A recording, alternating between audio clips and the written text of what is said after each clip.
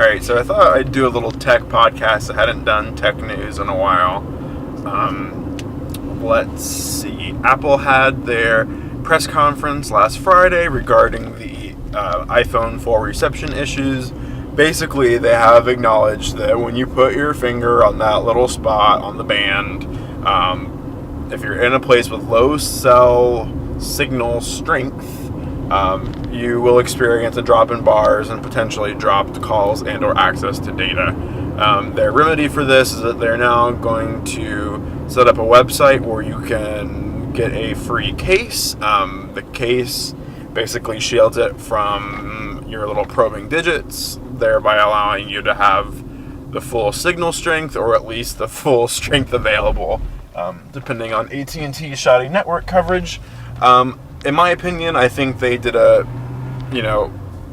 good job. I fully expect there to be changes to the manufacturing, to the production of the phone. I don't think this is going to be a constant thing. They said the program would run through September 30th. My guess is that they're hoping to have a manufacturing alteration by then to somehow insulate that band from having this issue. But I kind of didn't like how they brought up all the other phones and showed it happening. It's kind of a, well, look at these guys, theirs do it as well. I think that he could have said pretty easily that, this is an issue that affects everybody in the cell phone industry, and that would have been enough. But whatever, it was his press conference, his seat heater on, and it's 90 degrees outside. Not a good idea. His prerogative. They announced this week something like $3 billion in profit. I don't know. It was crazy. It broke records, broke expectations. They're seeing increasing amount of international sales, which is great. Not so much reliant on the U.S., so kudos to them. They said in the conference call that there will be exciting new products this year. I'm hoping that the new Apple TV will be out soon. Also, I'd be expecting new iMac models August or September.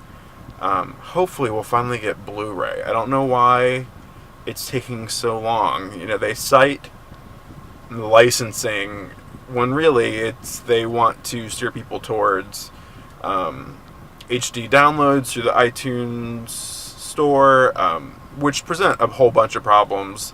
Not everybody has the bandwidth to download, 4 gigabytes worth of movies. And also, if you have a Blu-ray player, it's much easier to port a disc, from a computer. So Apple, get on board. HP, Dell, Gateway, they all offer Blu-ray disc drives at not, pretty reasonable upgrade cost.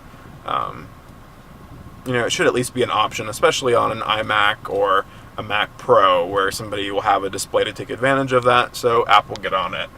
Other than that, not really that much. There have been a few hands-on videos with the new Galaxy S phones. They look pretty nice. I'm having a hard time getting my mind wrapped around the idea of purchasing a cell phone that has a manufacturer, handset skin on top of it. I understand that Android development is slowing down as far as pace is concerned. But, I have an original Droid, which is supposed to be, other than the Nexus 1, one of the fastest handsets to upgrade. It's a stock Google. Just take the Google image,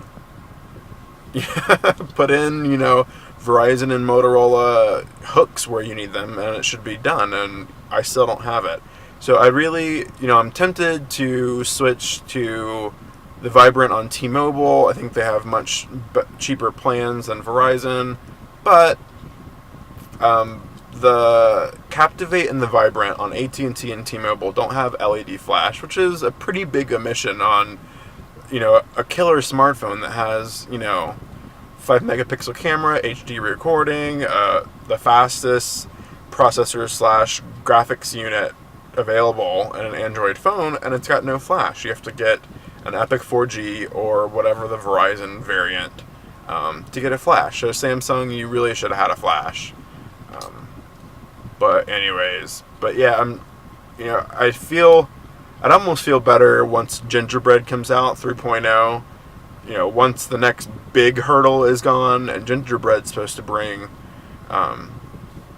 we're hoping, like, a way to upgrade components so that you don't have to wait for manufacturers. So, like, if they roll out an update to the browser, instead of having to wait for the next Android update, you could just go to the market, download the new update, and voila. And then, of course, if that didn't work, you would have a backup. You would have backed it up previously. Skins, for me, I think that most people can replicate what skins provide through the market. Like, as far as home screen, I use Helix Launcher for home screen replacement, and it adds a bunch of functionality as far as home screens and launcher that are available on, a 2.2 Nexus. And, I don't have to root my phone, but also I get the mobility of an Android or the Motorola upgrade schedule. So, anyways, that's the rambling. I think that's really all the tech news. Microsoft has announced some new Xbox bundles, namely a new 4GB model coming out, which may be enough to tempt me. I was kind of I almost got an arcade, but it doesn't come with Wi-Fi, no hard drive, and the Pro or whatever $299 model is a bit too expensive. But the 4GB model would have enough to save game data, etc. I use my PS3 for my media. I just need something to play games, because Xbox has some cool games that PS3 doesn't. So I may be getting one of those August 4th. We shall see. I'll also be going back to school then, so I may not have the time. Anyway, that's it. Tech news and a lot of rambling. I'll talk to you guys later.